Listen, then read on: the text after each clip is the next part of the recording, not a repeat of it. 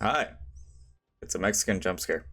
So, it's been a decent amount of time since there has been any major news over hardware. I mean, we've had the PS5 Pro come out, but a lot of people were kind of against that, considering the relatively minor upgrades. And on top of that, the PS5 already performed well on its own anyway. And the thing that has been more or less accepted is the fact that the console wars are over, with PlayStation ceremoniously taking the top spot in this competition between itself, Xbox, and Nintendo. Especially now that the Nintendo is about to release the Switch 2, which is going to see a bit more in terms of capabilities and titles as well, with Hitman, World of Assassination, and Cyberpunk joining the scene. And it's with this that I found myself bored and browsing after playing a single TDM match today, that I came across something that was rather interesting, and it makes me wonder if Steam is trying to expand yet again. Of course, we've seen them expand several times. They have their own controller and their own VR setup, as well as their own operating system by now. But apparently, they also wanted to venture into the world of consoles, and that's what I want to discuss here today. Now, some people might be wondering if this is the whole case of, oh, Steam is kind of late to the party, or they might be joining a dying war, kind of like we did back in, what was it, World War I in 1917? But still, I think this is a pretty interesting thing because Steam has been proven to be the most accessible market, at least for people that decide to have a PC and play games. But it also seems like they're trying to expand so that they can get into the more casual audience out there. So that's kind of what I wanted to see today. I covered this on my Instagram story some time ago, but I just wanted to check it out anyways right here just to bring more attention to it. And I honestly hope this becomes big news because this is a big deal to worry about. So let's begin. Alright, so the thing in question that we're looking at today is the Steam Machine, which is kind of uninteresting in design, I'm not gonna lie to you. But of course, this brings the whole point of accessibility, given how I'm assuming it's going to be relatively small compared to the other consoles like the PS5 and the Xbox Series X, because those things are absolute bricks. And the thing is that the specs for this are actually on par with at least what the PS5 has. Right here, we have a 6-core 12-thread CPU on Zen 4, which is pretty interesting because Zen 4 is the newest type that came out. And so it lines up with the AMD 9000 series of CPUs, and it can go up to 4.8 gigahertz, which is pretty cool. It seems about on par, again, especially because this is not meant to be a productivity machine at all. You wouldn't need a massive amount of CPU power or RAM in order to get anything running. So yeah, it's totally fine.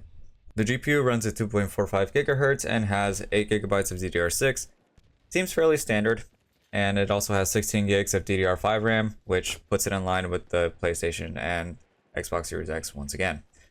The thing that does irk me a little bit and just make me question things a little is that there's a 512 gigabyte variant and a 2 terabyte variant, but not a 1 terabyte variant. That's literally one of the few things that I can even nitpick about this whole deal. 2 terabytes seems pretty standard, and it honestly seems pretty fair to have that size of a drive for games. And it is pretty cool that you can have a micro SD card slot so that you can expand. But I have to wonder if you can swap out the NVMe itself, or if you can have an additional NVMe slot somewhere on here. That's the major thing that I was worried about, because some people know that load times are pretty necessary to consider in some games because levels can go in quicker and there's less delay when it comes to CPU frame times and whatnot. But even still, I think this is pretty solid. And again, the Switch 2 has been coming forward with this kind of stuff recently, so maybe I'm just nitpicking by a severe amount. It's at 2.6 kilograms, which of course, me being American means I have no fucking idea what that means in pounds. Okay, it's 6 pounds. It's about, I can only measure this in terms of mozzarella cheese, but basically it's fairly light for the amount of stuff that it's got in there. And it runs on its own operating system, which the Steam Deck does anyway, so it's not that big of an issue for anybody that's using this kind of ecosystem. The thing that can be the major selling point here is the fact that you can use either its controller, and I'm pretty sure other controllers as well, because you can do this on Steam as it is, which is very helpful. I'm able to use my own PS5 DualSense, which I have right here, and it works pretty great. I always use it wired because of course I do, just in case somebody pisses me off enough to finish it off. But still, in that case, pretty damn useful. And of course I can see this as becoming something of a stand-in for people that might have a family and just want to play around at their desk or even on the couch in front of their kids or whatever. The main concern that I have personally is the fact that Steam itself does not support console versions of certain games, which of course it's going to be a per case basis most of the time, but for other people that are a bit older, they might remember the days where you could do split screen in Call of Duty or in the Halo games and such, and how that isn't necessarily a thing here on Steam. And with 7 Days to Die as well, that's another game that I recall having split screen co-op, which is pretty cool, but that's impossible to do on the PC versions of these games, and that's the main thing. Will couch co-op be a thing for the foreseeable future when it comes to this machine? Now again, casualness is probably the main selling point about this, and the fact that Steam is the most accessible marketplace out there because they have incredible customer support and their games also go on sale a decent amount of the time.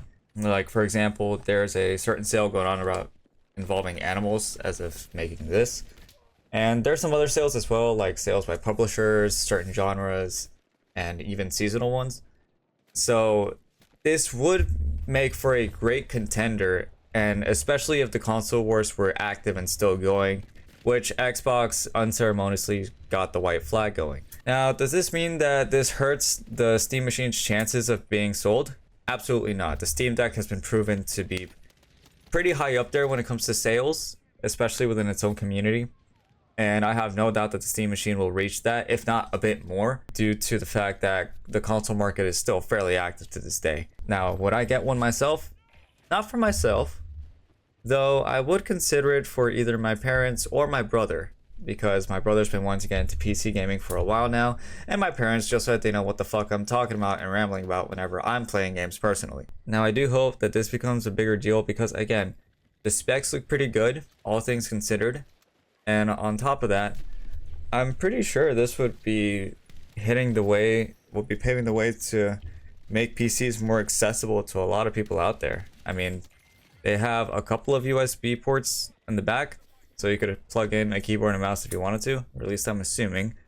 And it would be very nice to see a reasonably priced gaming rig as well, because this is not just a console, it's a PC at heart. So you can still download separate apps, your own operating system entirely, or even, you know, just use it as a regular ass PC, and that's totally fine. So yeah, do I have a certain price point that I see this thing being on? Not exactly. Given the specs, you would assume that it would be at about the same price as the PS5 and Xbox Series X when those came out, so it'd be around $500. But honestly, who knows? This is Steam we're talking about. They have a fairly small team, but they're a big company in terms of reputation. So we'll see. Maybe this could be even less than what we think. But yeah, I just wanted to talk about this a little bit because I found this genuinely interesting, and I was kind of just messing around and wondering about over the internet. And you know, this is one thing that piqued my interest that I'll keep a close eye on for the foreseeable future. But yeah, I'll take care of yourselves, take care of each other. I'll see you all on the battlefield, of course. And I'm just gonna blow out my candles later today. Alright, so as you can tell by the way that the video finished, my birthday was yesterday, and now I'm the big 22. Does that mean that a lot of stuff is going to be improved upon, and there's going to be certain things that I will be better in terms of pacing and in terms of productivity? Honestly, I don't know. It's been a goal of mine for the longest time, probably in the past couple of years, especially since college started. But I'm not really certain in terms of goals or what I want to be doing next necessarily. Because really just covering news stuff that I've been enjoying doing. I've been doing it with patch notes in the past, I've been doing it with certain things. And guides have also been pretty fun to do as well. Maybe I'll do those in my own time, regardless of the performance or whatever it's going and what have you. But also, just to briefly note, again, I think the Steam machine is going to be good. I think it's going to dilute the console market severely, and there's going to be a lot of competition as a result of that. I didn't touch up on it too much because details were still fresh, and equally it was still fresh in my mind. But I think that there's a good opportunity for Steam to make it an embarrassing light out of both PlayStation and Xbox. And Nintendo to a certain degree, but Nintendo's just doing its own thing. They're like, hey, we've already lost the war, it's fine. But we're not really going for competition or anything here. But yeah, I'm not any wiser than I was when I was 17, but I'm definitely going to try to make strides in order to improve on a few things. And who knows, maybe I'll be able to finally finish college after the end of next year. So yeah, I guess I'll see you later.